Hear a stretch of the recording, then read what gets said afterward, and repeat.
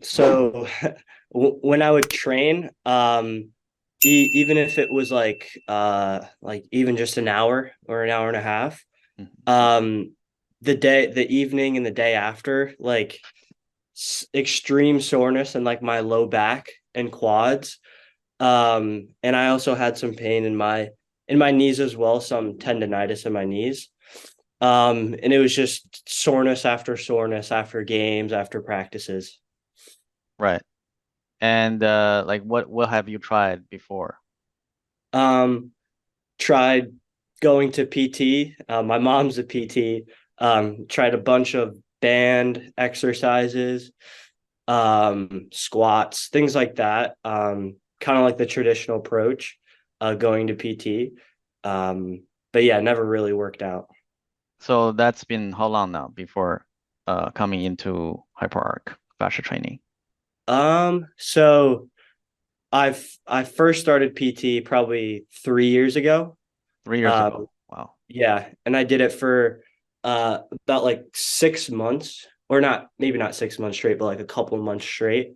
Hmm. Uh, and I've always did like band work and like squat work on my own just because I thought that's what I needed. And then I did PT again for my hip last year, and that was probably for like a couple months as well. Got it. And when you started the program, like obviously you had questions and doubts. Like what was in your mind that you said that you thought of like why you wanted to try this different approach?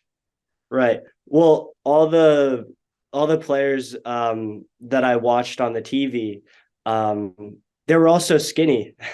They didn't have much muscle, and they were able to run for days, run for 90 minutes, and didn't seem like they got tired. So I was always a little curious about how they were able to do it, not really get injured and not have like big muscles. Right. So there are some athletes out there, they don't have too much muscle mass, but of course there's people who are more muscular, of course. But there Right. are ones that are less muscular, and then you are wondering how they're able to do it without too much muscle mass. Exactly, right. Got it. And does our training answer that question for you? Yeah. Uh, in my first or when I first started, tons of adhesions. Like on a scale of 10, it was like 7, 8, and sometimes 9 in some Oh, areas. yes. And without any weight training, uh, no squats, no band work, they've gone down, and I feel a lot better.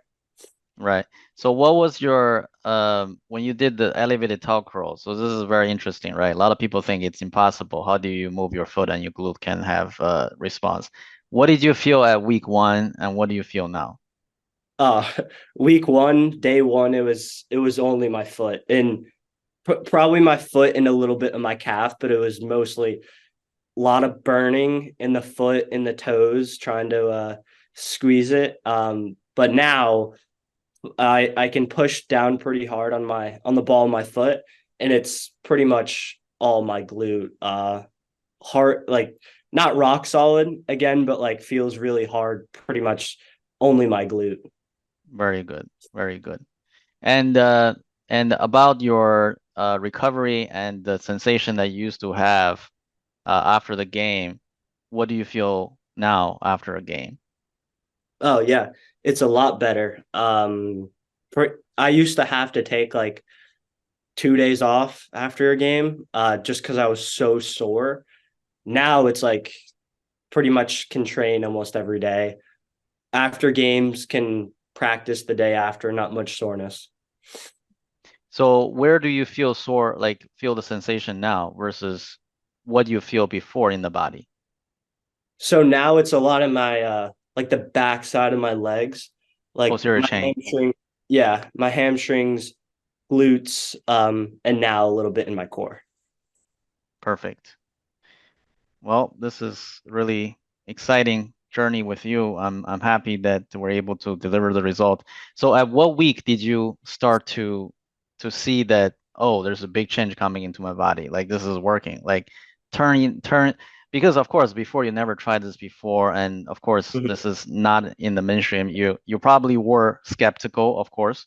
Like at what week you'll be like, oh yeah, there's no single doubt this is it. Like 2 weeks, or like maybe even after the first week, I was already starting to feel and like could notice. Even in the towel curl, it was just like a little bit more every single time I did it in my glutes, and a little bit less in the foot and in the calf. And even with the sessions too, and the entire workouts, the sensations in my body kept changing, but it all started probably at like week 2. Oh, okay. So that's pretty early. So you early on you're able to see changes in the body. That's pretty significant. So that's good. Mhm. Perfect. So, well, one last question for you is I ask everyone this question and everyone has a different answer, but I want to ask you, if you were if you were to explain this to a 5-year-old, so someone who has no knowledge about fascia or hyperarch Right. fascia training, how would you explain it in the simplest terms or simplest words?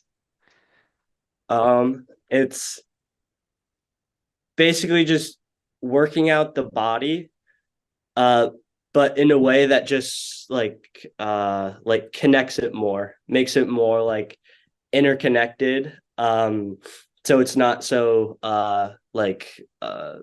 it like so the entire body like works together, if that makes sense. It's not so like uh each part is only like stagnant. It makes the entire body just flow and move together.